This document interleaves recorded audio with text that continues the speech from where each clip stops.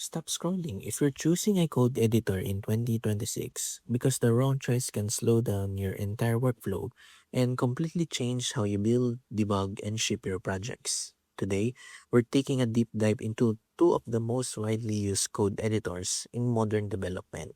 We'll break down how each one performs in real world coding situations, how smooth the experience feels when handling large projects, and how flexible they are when it comes to customization and extensions.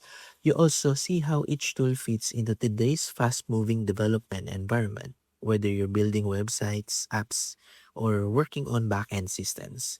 This is not just about features on paper. It's about how each editor actually behaves when you're under pressure writing code, switching files quickly, and trying to stay productive without distractions.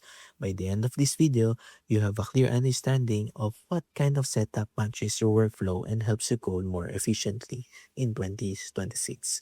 So make sure to watch until the end because the final takeaway might change the way you set up your entire development environment. And if you find this helpful, don't forget to like and subscribe and stay tuned for more quick tech breakdown just like this.